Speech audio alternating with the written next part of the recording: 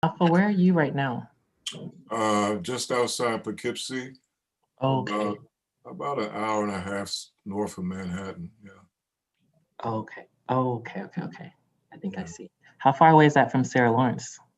I can get there in about 50 minutes when I drive. Yeah. 15? And we're 50. live. Oh, wow. Okay. We are live. Okay, let me get the script. Okay. Hi, everyone. Welcome to tonight's event. I am Malcolm Tariq, the Programs and Communications Manager at canem, North America's premier home for Black poetry. We're delighted you can join us in Bowery Poetry for tonight's conversation. Please follow us at canem Poets on social media and visit our website to sign up for our monthly newsletter, where we list upcoming events, share upcoming workshops, and announce submissions for our book contest. For our next event on Friday, March 26th, New Dreams, poets Kay Yolande Barrett, Bernard Ferguson, Torrin A. Greathouse, and Khadijah Queen will share new commissioned poems on the environment. We're thankful for Lambda Literary for their partnership on this project. Also, on Saturday, April 10th, Cave Canem will host a fundraiser 80th birthday for our co-founder, Toy Derricat. Commemorative broadsides are available for purchase. You can visit the upcoming events section on our homepage to RSVP.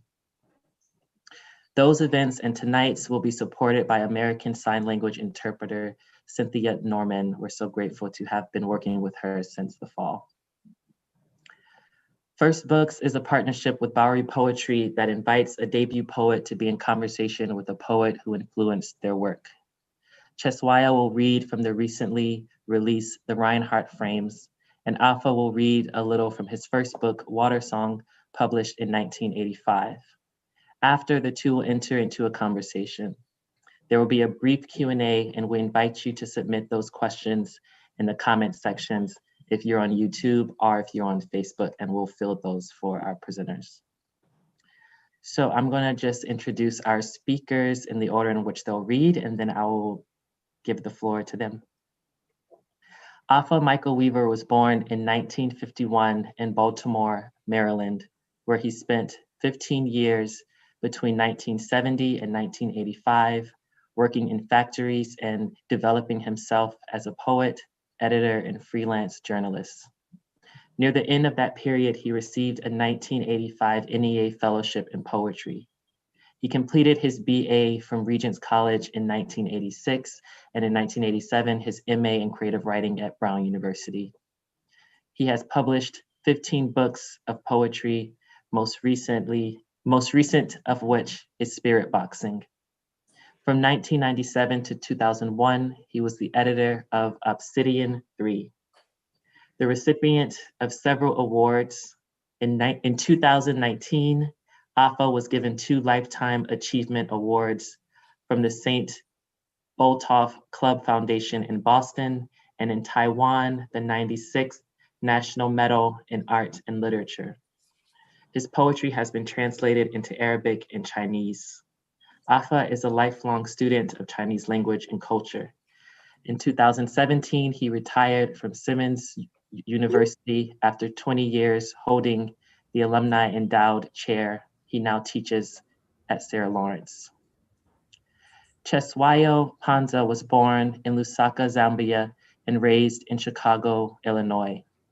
His work has been featured in several journals, and he has received fellowships from the Breadloaf Writers Conference, Hurston Wright Foundation, Callaloo, Cave Canem, and Columbia University. A finalist for the Brunel International African Poetry Prize, a recipient of the 2017 Hurston Wright Award for College Writers, and winner of the 2020 Boston Review Annual Poetry Contest. His debut collection, The Reinhardt Frames, is the winner of the Sillerman First Book Prize for African Poets. He earned his MFA from Rutgers, Newark. Please welcome Alpha. Thank you, Malcolm. And thank you for putting this together. And Lots of love to Cave Canem. 25 years now and counting. That's a quarter century. That is absolutely amazing. Water Song was published in 1985, as Malcolm said, and it began as an early manuscript in 1975. So it was 10 years in the making.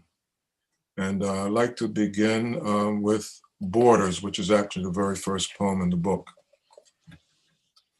Borders.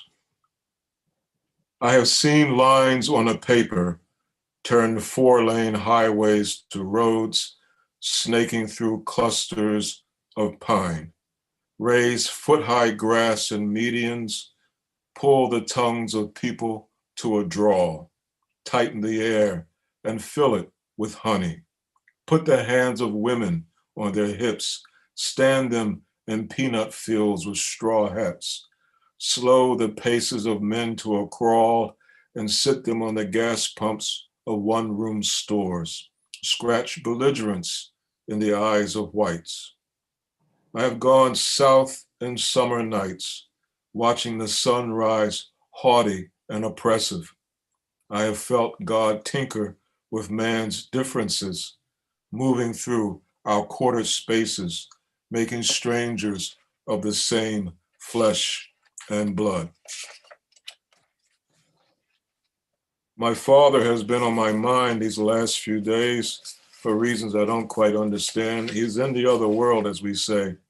And so I think I will honor his presence with a poem entitled The Funeral. He passed away in 2003. My mother died earlier, much younger. The Funeral. He comes back from the last one in his black pinstripe with the vest, stands by the window to the street, curling the leaf of a philodendron in his hand. That was a guy I rode with for 20 years to work. And I can see the way he stood at the altar, peeping down into the coffin, feeling top heavy, afraid to be too affectionate for a shell of flesh, a thing we're given to use like Cadillacs or sackcloth, afraid to see if this face too feels like leather.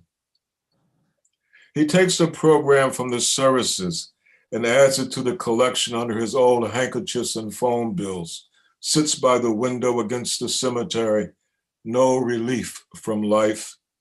This funeral was like all the others, a sermon where they mentioned how Lazarus got to the Council of Patriarchs in heaven and went to sit, all the folk in the congregation wondering what a patriarch is, how Lazarus got there and got comfortable when Jesus shouted, Lazarus.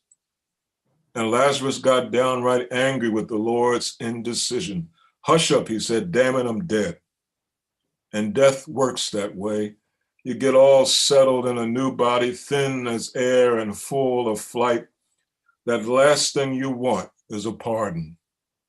But funerals are heavy with all the things the living must bear, all the weight that sits in the pews and watches your victory, half in fear, half in jealousy, all in apprehension.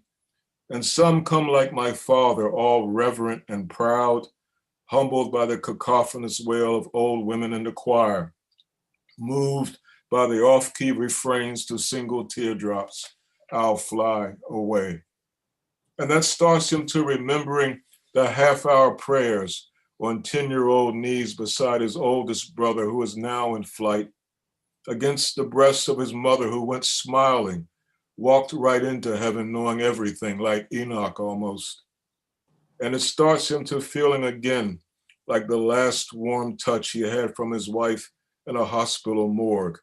The old midwives who brought him to this shell of clay walked with his wife to Jordan, where she played like a small girl. He remembers many songs, many things that have abandoned life. I know he didn't bring me this far to leave me. And he sits by the window and wonders when it will come.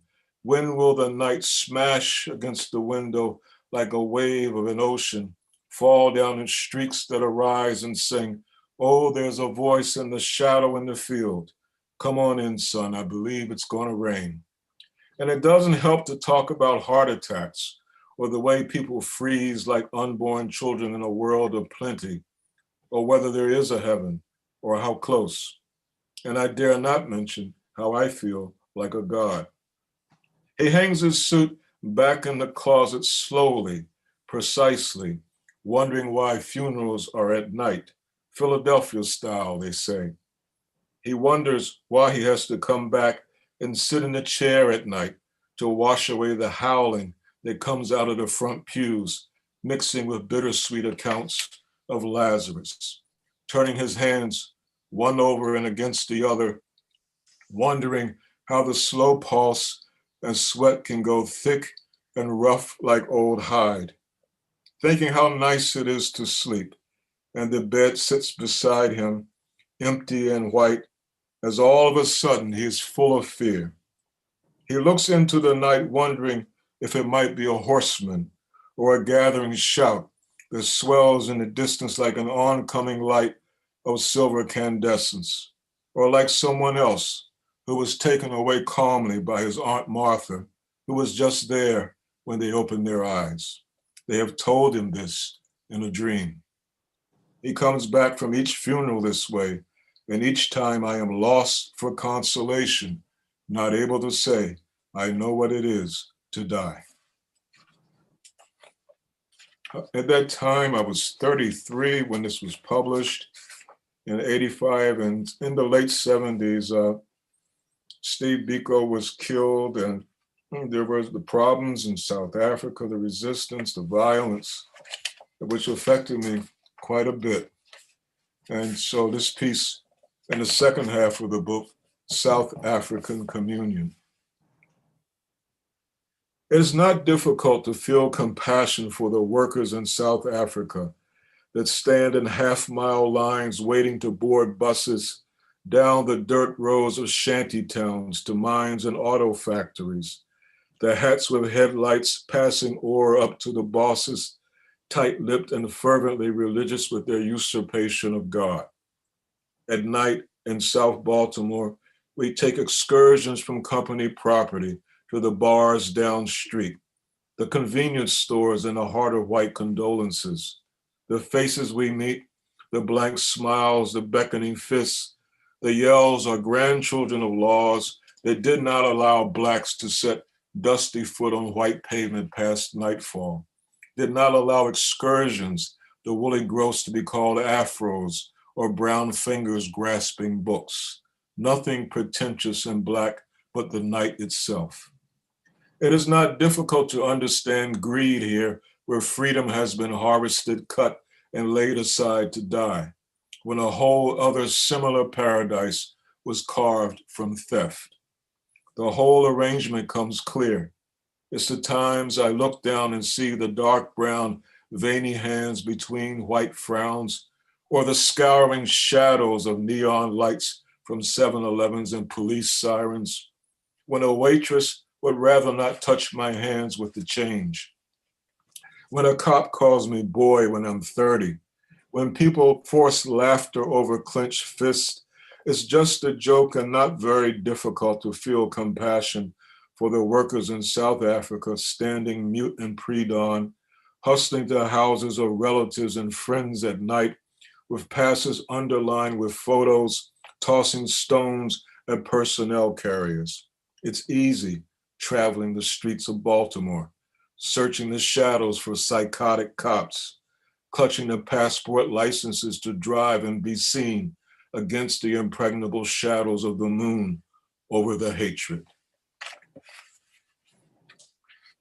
And one last poem, and I'll turn it over to my young colleague, Cheswayo. A New Nephilim.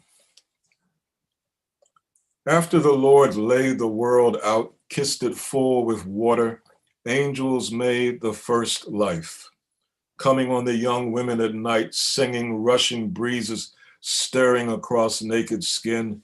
Giant men were born who knew all that God knew, becoming gods themselves, the populated myths of Greece and Rome.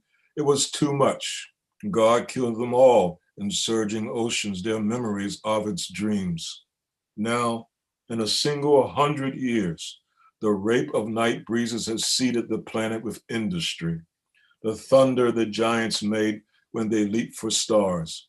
God's anger is around us, seething, swollen with hot breath, yellow eyes on our disobedience, like bloody fires in the night, or the eyes of the cats. Thank you so much, and I would be negligent if I did not mention this was published by Callaloo as part of the Callaloo Poetry Series, which was at that time extremely prestigious. It was quite an honor. Thank you. Cheswayo, it's yours. Alpha, this is an honor as always. I could just listen to you keep going, honestly. um, so to begin with a poem that is a homage to some of the poems that I'm looking at in Water Song, uh, I wrote a poem called Pastoral. Pastoral. In the backfields of my grandparents' farm in Chikumbi, I fashioned a slingshot from a broken branch formed into the letter Y. Two bands of black and red elastic tethered to a pouch nesting a marble. I saw a lilac-breasted roller watching me from the top of a zebrawood tree. The roller fluttering its wings to taunt me. I pulled on the pouch, launching the marble. The body tumbled against tree branches before it landed on the soil beneath me. The bird on its back, struggling to flap its dead wing. I forced the marble into its delicate mouth, cracking its beak until the marble protruded in its throat. I laid on my back next to the roller, gently rubbing the marble. The feathers on the dead wing ruffled. I dug a hole and tucked the roller in, sticking my slingshot in the dirt as a headstone, my palms tightly pressed against the grave to mute the shaking underneath me.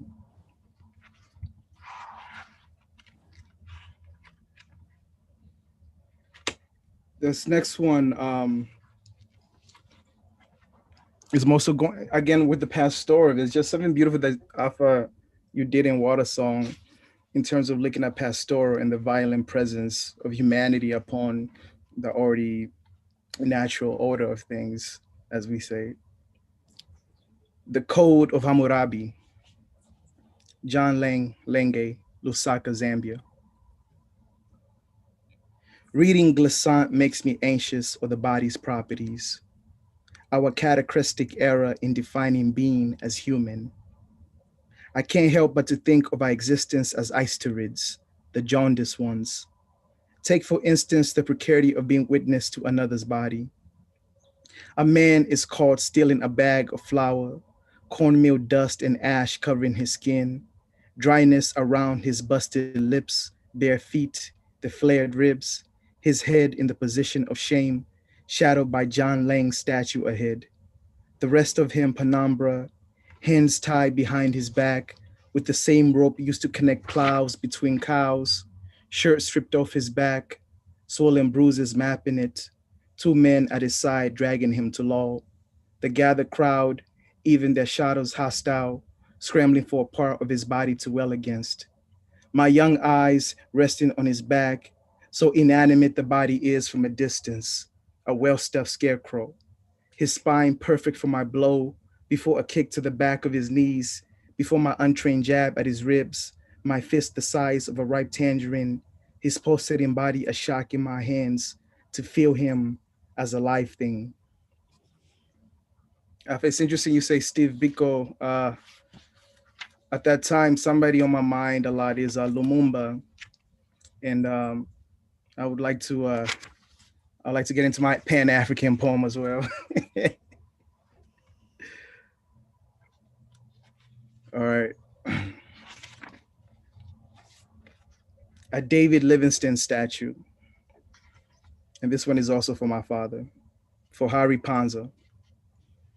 It begins with the epigraph.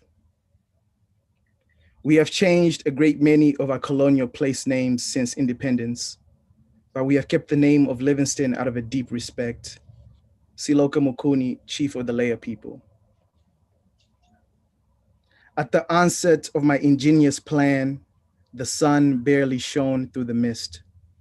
I struggled with the name to identify the rushes of water pouring beside me. Half of my tongue saying Mosi Oatanya, the smoke that thunders, the other saying Victoria Falls. And here is my complex. To shred the pallets of English lodged on my tongue is sheer civility. Restraining old languages, I snagged past two olive shin security guards sleeping underneath the shade of banana leaves to find Livingston's bronze body, to which I snickered, Dr. Livingston, I presume. My hand ran across the chiseled letters inscribed across his body. What I read gathered all that was lost in me, including the anger and sadness I learned as birthright. I come neither a saint nor sinner. I am prepared to go anywhere, provided it be forward. And maybe more than this was the lush green I imagined so carefully plastered on his face, taunting history beyond the grave.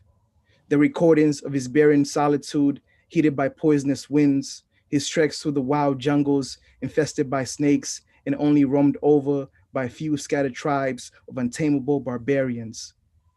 I thought of my father's unmarked grave, my weekly visits to graveyards in Lusaka, imagining his body belonging to each bed covered with grass, small cracked rocks gathered by children to form an altar. My slow words grafting epithets against airy headstones.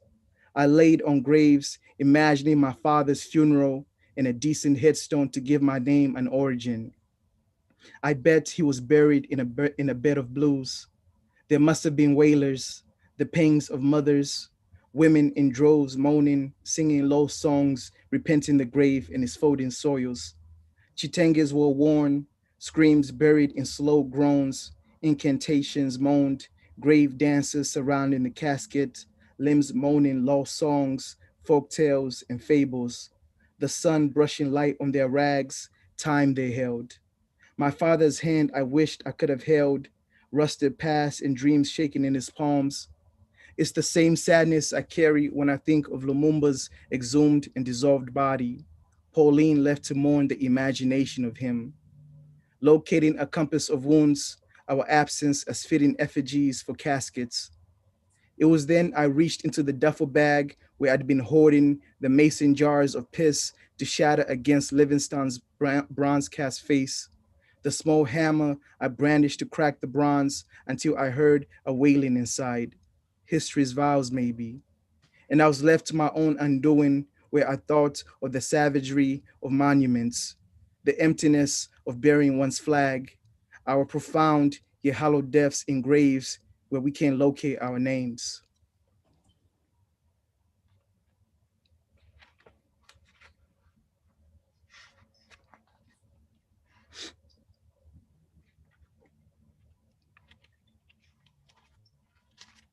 Open casket body double for Patrice Lumumba's funeral.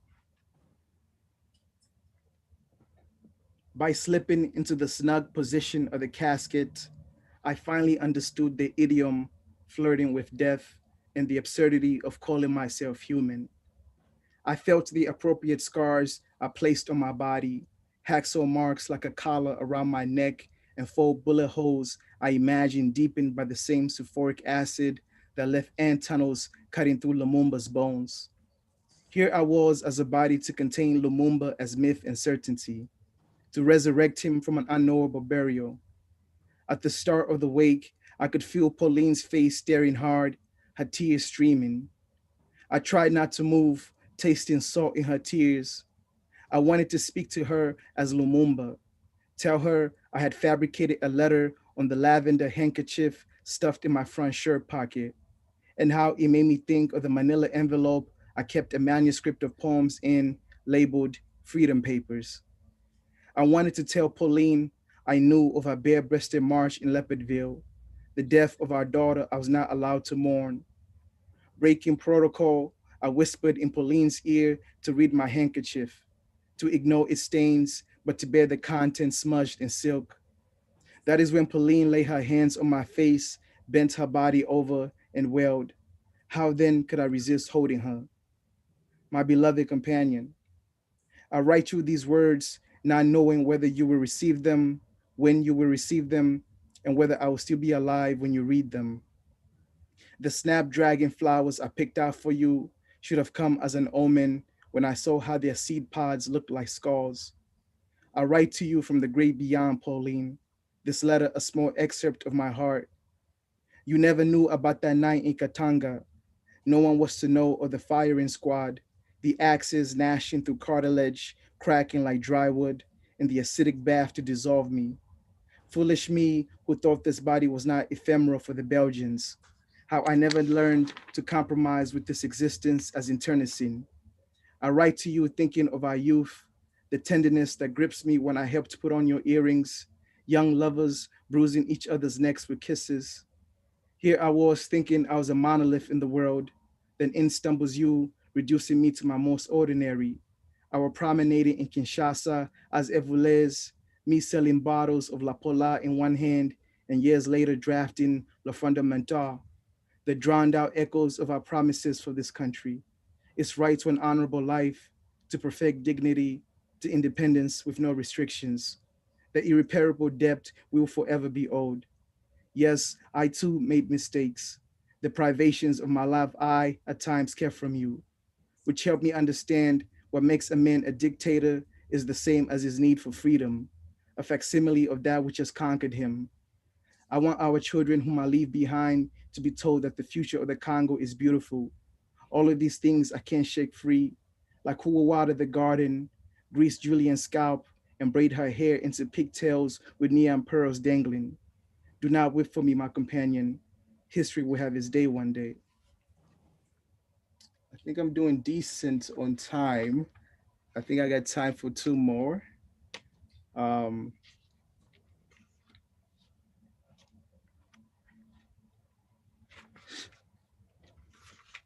frame 12.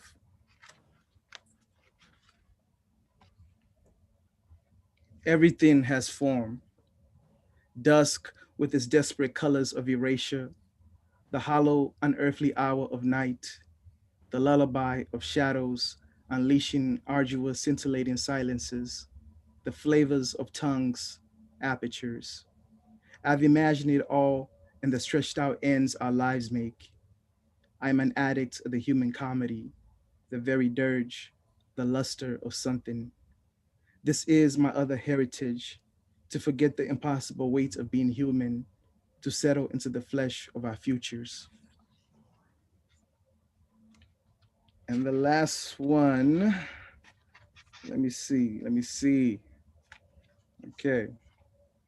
The last one, Autour Poetica, and it has an epigraph from the French symbolist Stéphane Mallarmé from his essay, Crisis in Poetry.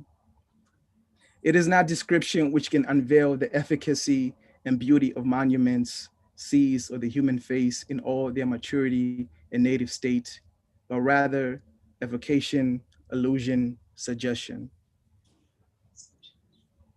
Considering modern poetry, I look to my garden. Outside my window, the snout butterfly feasts on my flowers while approaching the end of its fortnight, staining its wings with the pollen of perennials and phlox. Not the butterfly's beauty I marvel at, but how it comprehends its dimming hours, the skill in living.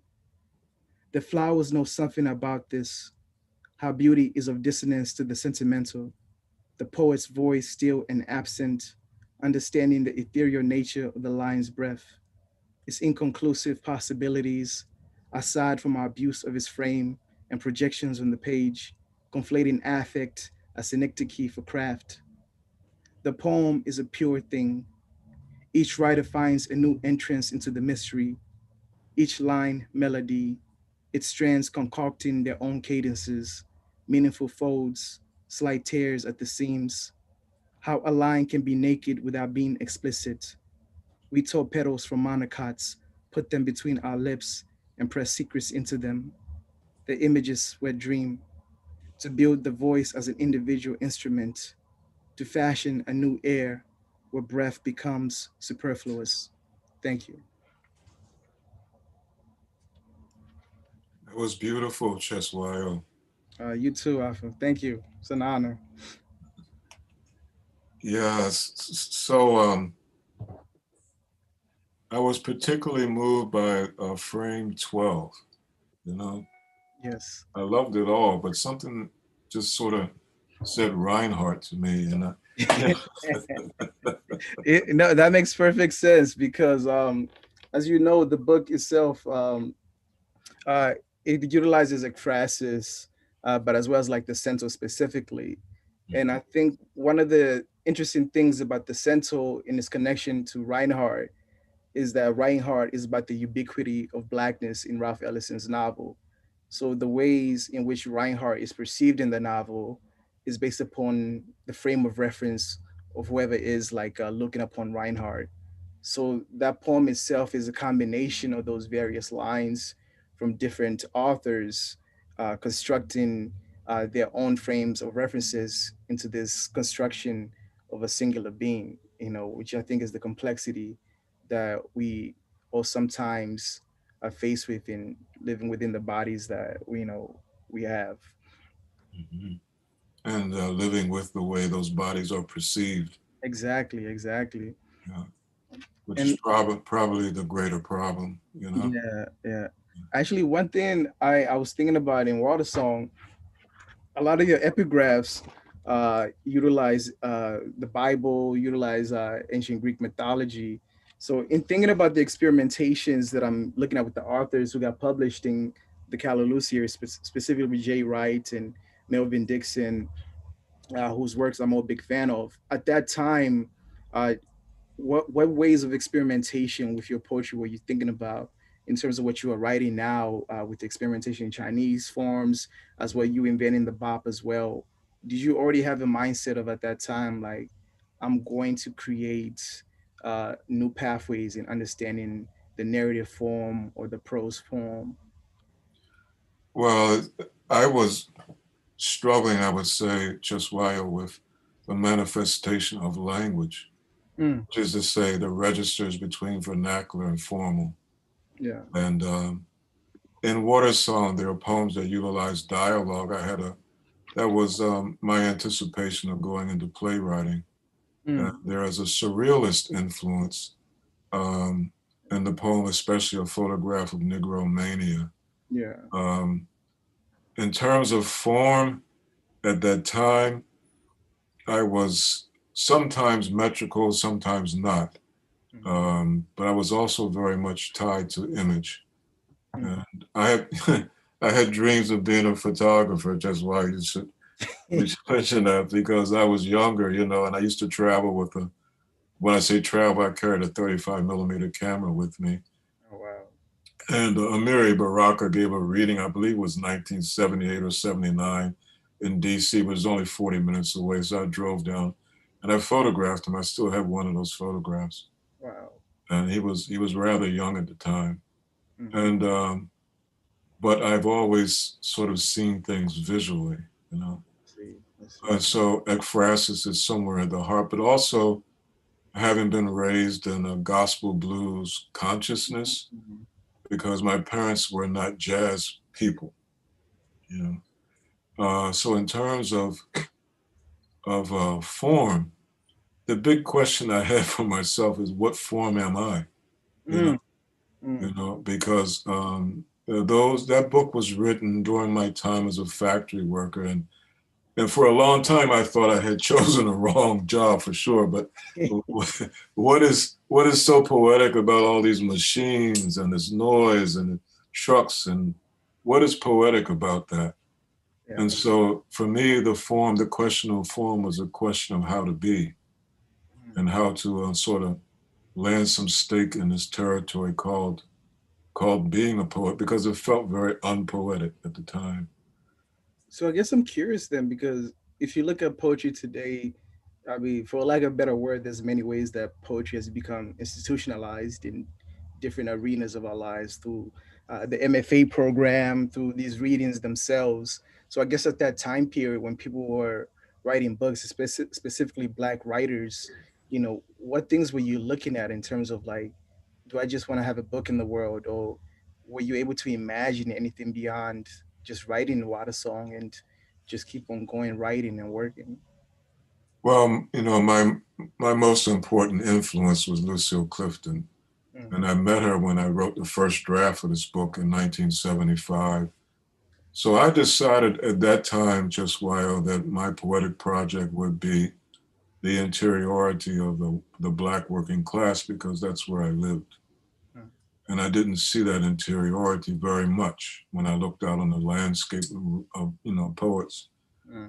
And I began firmly in the mindset of Black poetry. I didn't see Black poetry as being less than or other. I refused to buy into the larger white, often perception of us as lacking something. I didn't believe that at all. And so it took a while before I actually began to read white poets very much. Now, that's not to say, for example, when I was 19, I read Eliot and I admired his language, but I believed and I loved Langston Hughes and Gwendolyn Brooks. And so I tried to place myself in the landscape of Black poetry. And Eugene Rettman's book, Drum Voices, was a gift. It gave me my map, And so, and in terms of music, it was about how to, it was almost unconscious, just why, which is to say I didn't have to think about gospel and the blues because it was in my home. It was the way English was given to me. In terms of formal structure, I didn't give a lot of time to sonnets or to odes, to receive forms. The forms grew out of the subject matter, most times. So my decision as to the brevity in the line, the longer line or the shorter line, or point and counterpoint in some of the poems, or the parallel structures in the title poem of the book actually come out of my reading of the King James parallel structure in biblical verse. So, and those long stanzas that are essentially one sentence. In fact, I didn't think in sentences, I thought in pulsations of sound. I see, So then, Alpha, how do we go from water song to to like writing in Chinese? How does that happen, Alpha? You just start in, as a working middle class factory worker for 15 years, and it's like, okay, let's try Chinese. How does that happen? Well, Wabujida, which is to say, I don't know. No, I'm just joking. But well, Cheswayo, let me just try to give you a shorter answer. I don't want to give you a long stream answer. Okay, let me try to condense that. All right. So, in order to get myself in a kind of stable frame of mind where I could be productive in a factory environment, I was given the Tao Te Ching when I was 21 as a gift by a factory worker. Wow. And I started reading it in a naive way because reading the Tao Te Ching, you can meditate on it one chapter for a long time. And it's only one of the fundamental Taoist books. There are others. But in 78, I started doing Tai Chi, or Tai Chi, which you say in Chinese. And so Tai Chi in Chinese, I Zhongwen Shi Tai Chi Chuan. So in Chinese it's Tai Chi Chuan. So I didn't know how to say that in 1978. So I started doing the Tai Chi as a way of embodying the Taoist philosophy. So it was corporeal, and my knowledge of it was kinesthetic. Right? And so the mind-body connection began then, and it continues to this day. So you know the path. Yeah, it's a long journey. And spirit boxing is actually Water Song Revisited. And that was what I was thinking when I was writing in it, because the character Freight Train is actually me. I was given that name. And so I have this meta view of myself in the first part of spirit boxing, and I leave that person in the factory. So that probably doesn't answer your question, but I started studying Chinese just in 1985 on the weekends in a Chinese language school with the kids in the Chinese community. Wow. A lady by the name of Lillian Kim, who's long gone, ran that program in Baltimore, and it's policy in Chinese communities to have a language school for the kids.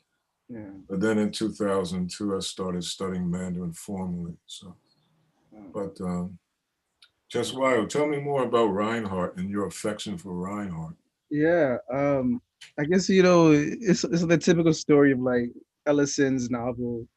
It sort of becomes like an interest in terms of existentialism. Um, so from Ellison's Invisible Men, I got into John Keene's work, which combined existentialism as well as like metaphysics. So from that, I go into reading the South American, the Latin Americanists, like Borges as well. And I think part of that intrigue, part of my engagement with Reinhardt is how a character sort of becomes a way of becoming a Swiss Army knife in the sense of like being, right? So in ways that we navigate spaces, in ways that we are navigating the world, how is it at any point you're ready to be a can opener? How is it that you're ready to be, you know, a knife? So there are different ways that, you know, you are always questioning how is it that you are able to be yourself, and what does that mean if that is even real, which is sort of going back to the Tao Te Ching, as I text you about, the path. The path is this also, it's this way of becoming as well as unbecoming. Mhm. So I think Reinhardt was perfect for me at that moment because it allowed me to be experimental in the subjects that I was approaching in the poem. So yes, it's Black diasporic, the book itself, but within the diaspora, I'm sort of extending our frame, a frame of reference and thinking about diaspora. I'm touching upon the India diaspora with Rita Shagil. uh, I'm touching upon the Iranian diaspora with the filmmaker Abbas Kiarostami. So I'm trying to find all these ways in which Blackness can be multiplied, or Blackness is forced to be multiplied within other means of framing and viewing Blackness, which leads me to the combination of film, the combination of scripts, or like dialogues within the book. Because secretly I also want to be a screenwriter. The way you want to be a photographer. So I think that's part of poetry, right? Where I think forms become a way of playing out your fantasies of what you want to be, like what you could have been. So I Mhm. think the biggest part of Reinhardt for me is not necessarily being boxed. It's not about being boxed in, but more importantly, is about what is the range that I'm reaching for as a writer, and what do I have at my disposal to be able to access those various ranges. And it's at least fruitful for me to be cognizant in terms of the ancestors, as well as like the living legends, in terms of how is it that we are engaging within this discourse of Blackness, Black diaspora, and the various intersections that come with that identity. So, which is Mhm. really my attempt with the Reinhardt films. That's really interesting because in the 70s, when the pushback happened, historically, as you know, there's some progress by Black folk, and then there's the pushback. And so after civil rights, and during the civil rights period, there was a very aggressive campaign by American intelligence to limit that movement and control it. Yeah. And then in the 70s, the drugs came into the cities, Mm, and the jobs were taken out, and populations in the cities became customers for international drug trade. mm, And so at that time, the vision of Pan-African unity and so on was not, it existed without digital culture. And so now we have digital culture, we have the worldwide internet. And I'm not prepared to discuss how that has affected Blackness. That's just too much for me, except to know, yeah. it's exponential. Yeah. And so in the 1970s, I read Harold Cruz's Crisis of the Negro Intellectual, Yeah. where Kwame Nkrumah's Conscientism, Right. and um, Souls of Black Folk. These are things I read, while I was studying and working at that time. And the time I was in the factory, I was also studying. Um, And at the same time, I guess this is what I'm trying to say, is that at the same time that the idea of Pan-African unity and struggle was trying to get some grounding, Black people were under siege here. You know, the divorce rate started to double and triple. You Yeah. know, jobs were lost. The homicide rate in Baltimore by 1978 was well over 200 a year. Wow. And it's never gone down. And so I witnessed, speaking of Reinhardt moving through, looking at things, not to say, because I have another thing to add to Reinhardt, but to try to grow as a poet and as a person while I'm seeing all of these things happening all around me, you know? Yeah. But now we see those same things. We have, you know, the same issues in Black survival. And I think one of the most salient images, or one of the most important images, just use that basic word, is that which is associated with the fact that research shows that Black women in childbirth in this country have a higher mortality rate than they do in the diaspora, rest of the diaspora. Mm. So a child, if you move here from out of the country and you have a child here, each child you have, according to the research, is progressively less healthy. Wow. So the research is piling up about the deadly effects of racial oppression, you know? And so it's going to be interesting to see how poetry functions in this context as time goes on, because it's a very toxic environment, you know? Yeah. But yeah, so Reinhardt, I wanted to say just quickly that especially when you get to the riot scene in a later chapter, that I'm reminded of a class of people, men and women, who were part of the older generation of gentlemen or gentlewoman gangsters who were also bankers, you know. Right. In the case of Mr. Johnson in New York, Bumpy Johnson, who was a patron of the arts as well as an old world gangster. And then the ideal of cool or coolness is associated with that. And I've often thought of Reinhardt that way. And it's just such a fascinating presence. And he comes in the novel at the same time as Mary, you know, who takes people in, you know? Exactly. Yeah. And so we should remind the audience that they should submit questions, you know? Yes, we got. Well, Yes, please. yeah, please submit questions, everybody who's watching. After and I could just go on talking about, industrial cities and Reinhardt, which is another interesting part of your Water Song book, is that I think that the first part touches upon that pastoral sense of like, America, and then you see the industrialization of the post-industrial American within the second section, where I think a lot of that is highlighted, sort of like the decay of a lot of these communities because of the outsourcing of jobs towards foreign countries, the way segregation works within education systems. You outlined that pretty well, and it's sort of like foreshadow a lot of the things that happen within, American society right now. Well, the foreshadowing was passed on to me Mm. from Langston Hughes to the Black Arts Movement, which was fundamental to me. I cut my teeth on the Black Arts Movement. Definitely.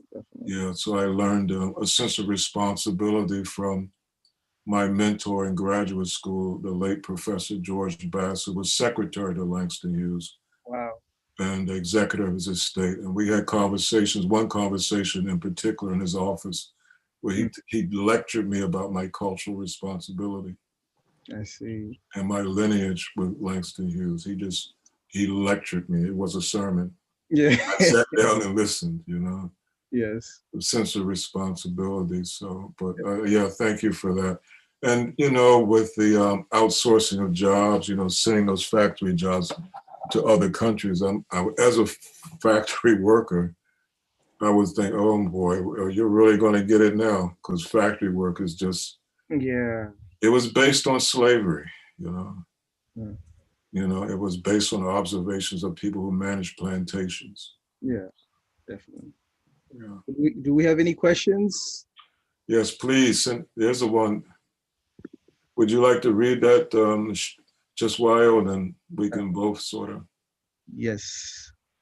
Um, from Zandria Phillips. Where were you emotionally, geographically, aesthetically when you began your first book? And where were you when you completed it? Would you like to answer that first, Arthur? Well, thank you, Josiah. Thank you, Sandra, for that question. It was 1975, and emotionally, I was struggling with the early stages of complex PTSD associated with military service and child trauma.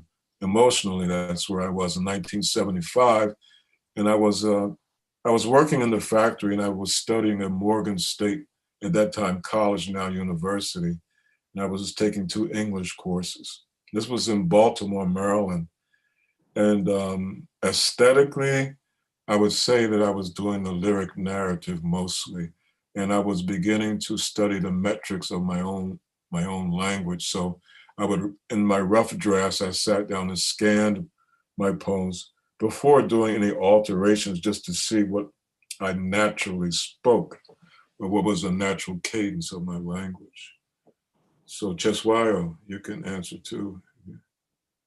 And please, more questions. Send more questions. You know? Geographically, I was in Chicago actually. But I think it's cliche to say, I've always been writing this book. I don't think I was always writing this book. Um, I think at that time I just graduated from my MFA program, and I was trying to figure out, how did I want to be a writer in the world, or how did I want to present myself as a writer to the world. So I read hundreds of books that summer after graduating from my MFA. That's not me being hyperbolic. I literally read hundreds of books. Um, but I think I always find myself returning to cinema, specifically the cinema of Wong Kar-wai. I'm sure you might be familiar with. Yeah. Also the cinema of Usman Sembène, Jibril Diop Mambeti, specifically Tuki Buki, as well Abbas Kiarostami, the Iranian filmmaker.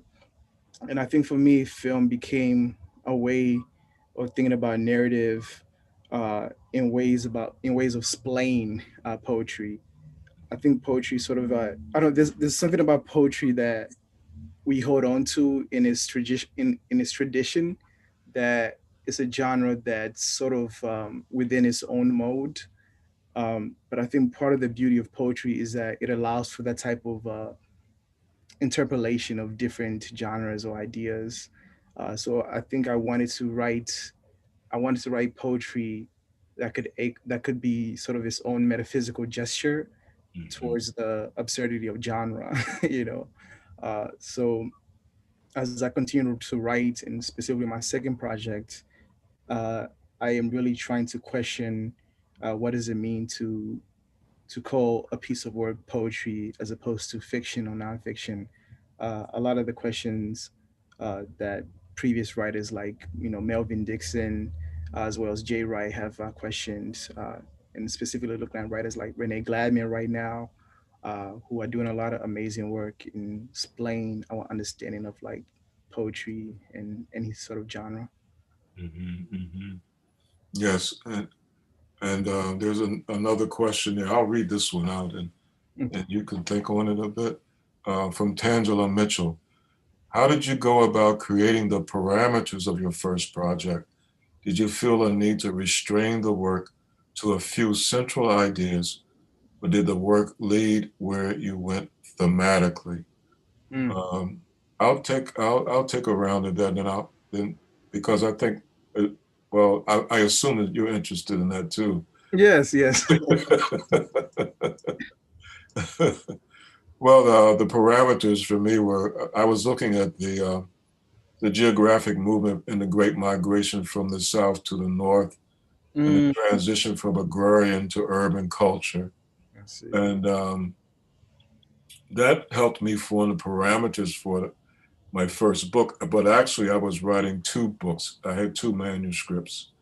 And the editor, Charles Rowell, he took the one that became Water Song. But there was another manuscript which I had since lost. But I have a habit of writing two manuscripts at once. But the idea of travel and migration and transition of character and self Mm. helped form the parameters of that first project. And I didn't feel a need to restrain. I just, for example, I wanted to investigate the idea of dialogue in poetry as in anticipation of working in theater, because I spent quite a bit of time in theater when I was younger. But Cheswaya, what would you like to say about any of this?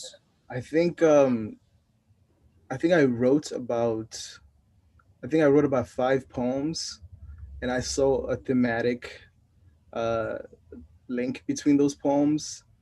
But then I don't know what I was reading. It might have been counter narratives, and I don't know. I think sometimes you need to read work that gives you permission, or that allows you to sort of gives the gestures to that allows you to gesture towards any genre that you want. And I think I sort of like just got into this frame of mind that, like, okay, as a poet, should I just write these forms? Should I just be writing villanelles? Should I just be writing hustles? And I'm like, I'm tired of that. And I think a lot of those are like workshop types of approaches to writing, which I think are necessary.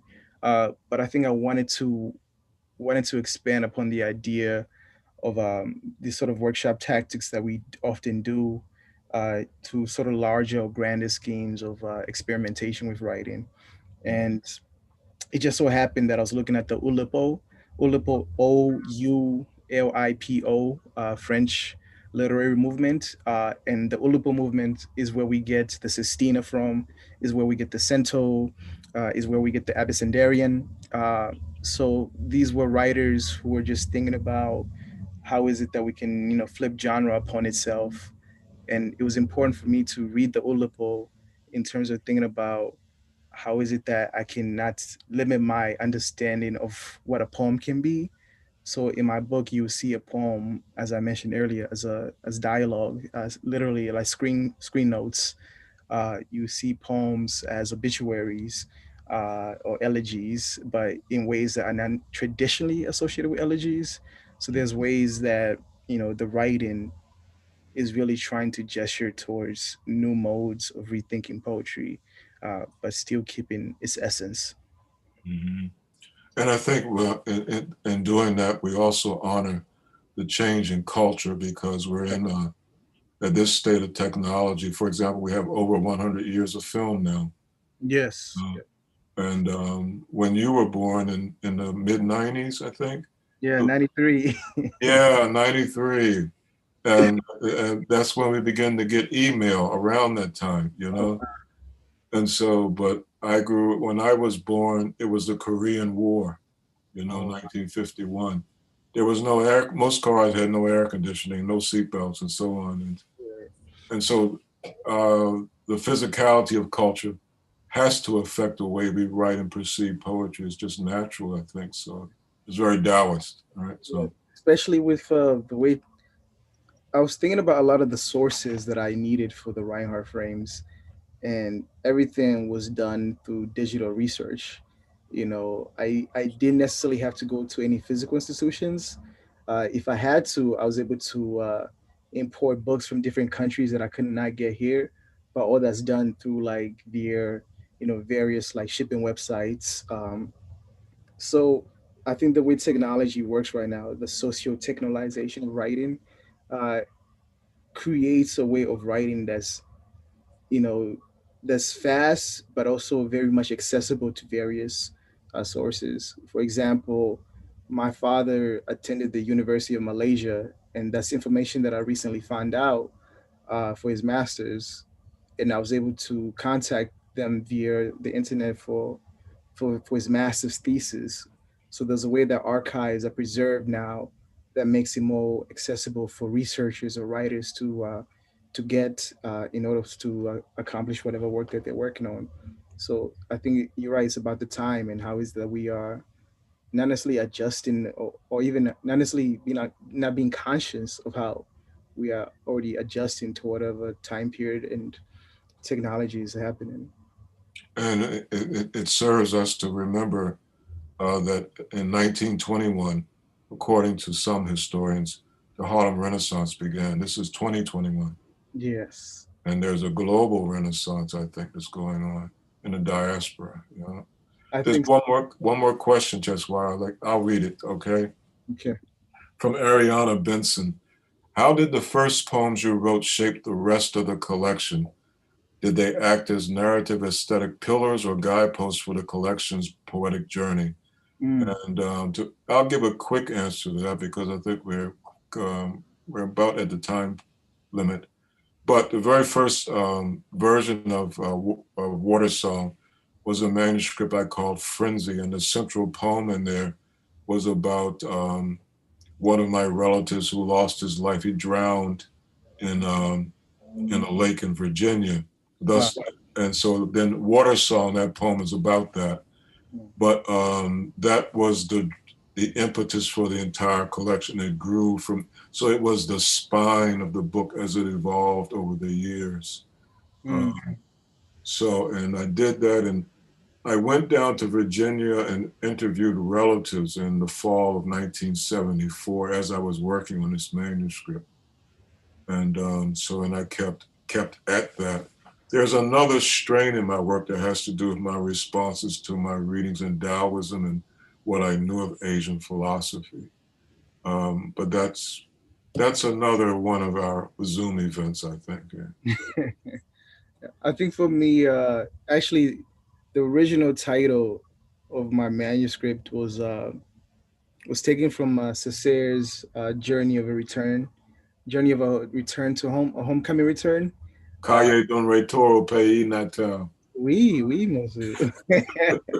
Right, and I was really invested in exploring Cesaire's own understanding of post colonialism in a way that was highlighting the individual existential crisis of what does that mean to come to terms with the fact that your native land is now something that you have to look at as an abstraction of yourself, but all these various complex understandings of like what does it mean to exist in a space that is home but no longer home. So I think after going through that book by Césaire, I sort of I sort of started to understand that what I'm working with uh, is its own mode of existentialism and metaphysics. And I think from that I was able to find different literature or cinema or music that sort of like started creating its own conversation. So everything is intentional, but a lot of it happens, spontaneously. You know. Well, just why, my friend, I think we've come to the end of our time here.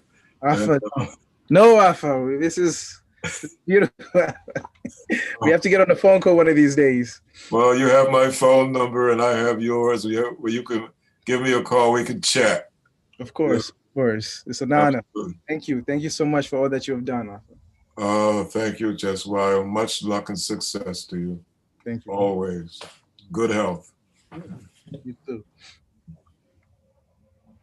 Wow, wow, wow. Thank you both for that very enlightening conversation. I love the energy between you two, and I know that the listeners on YouTube did as well. There were some comments, lots of questions. There were some questions we didn't get to. So I don't know if you can see those, the chat, if you go back on YouTube after this, but I'll send you the link so you can look at those. But I just want to thank both of you. Thank you, Afa, for being so generous. As always, whenever your name is brought up, that's the thing that leads, your generosity. And thank you, Cheswayo, for agreeing to do this and for choosing Afa for this conversation. And congrats again on your book that was just released. I'm so happy that that's been such a success for you. And I do want to thank Mahogany L. Brown and Bowery Poetry. Mahogany is behind the scenes tonight. She's also one of the most generous people in poetry, literature, the arts as well. thank you so much for this partnership, and to Cynthia Norman, of course, who throws hands for us whenever we ask. As I said at the beginning, we have an event on Friday with Lambda Literary about poets who are talking about the environment. You can find out more information about that on our website, as well as a fundraiser for Toy Derricott, our co-founder's 80th birthday, which is also, more information about that is also on our website. And there's also information about how you can purchase a commemorative broadside, which is going to be beautiful. I haven't seen it yet, but I have a strong feeling, I know.